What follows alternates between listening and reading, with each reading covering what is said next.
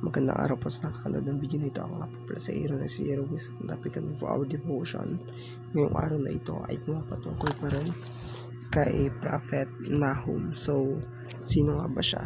No? At katulad ng nakaraan ay tinalakay natin yung buhay niya, no? Kung saan ang kanyang prophecy, no? Ang kanyang pagpapahayag sa kanyang libro ay pumapatungkol kay sa Nineveh, na kung saan sa panahon ni Jonah ay naging gracious ang Diyos, pero pagdating kay Nahum ay nag-declare, no, ng judgment ang Panginoon.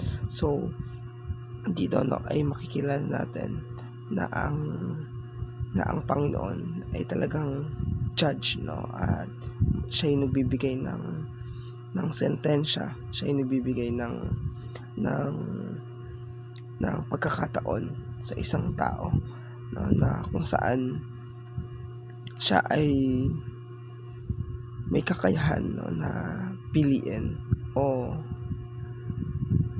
kung ano nga ba yung dapat na ibigay doon sa isang bansa. So sa panahon nila, ang Nineveh ay isang makapangyarihang bansa, ngunit sila ay taliwas sa sa nais ng Panginoon. So mabasa natin ang ating devotion sa Nahum chapter 2 verse 13. Sabi dito, "Behold, I am against you, declares the Lord of hosts, and I will burn your chariots in smoke, and the sword shall devour your young lions. I will cut off your prey from the earth, and the voice of your messengers shall no longer be heard." So sa panahon nito ay dinedeklara, no, ng Diyos na siya ay kalaban ng Nineveh, at ito yung nakakatakot na bagay sa ating buhay kapag ka ang Diyos na ang ating kalaban. So minsan natatakot tayo sa ibang mga tao na sila ay ating maging kaaway, pero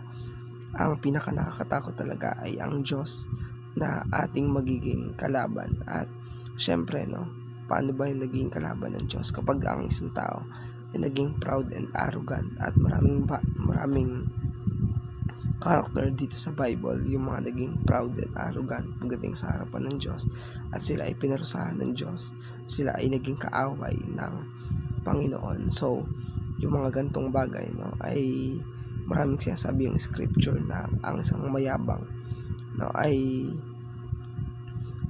ino-oppose, no, ang ating Panginoon. At syempre, no, yung mga ganitong pagkakataon sa buhay ng isang tao ay deserve talaga, no,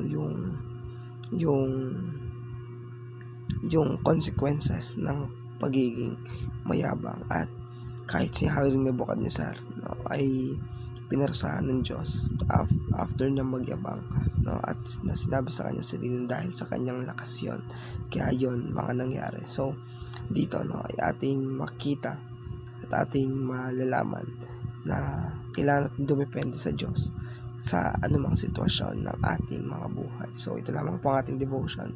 Maraming pong salamat.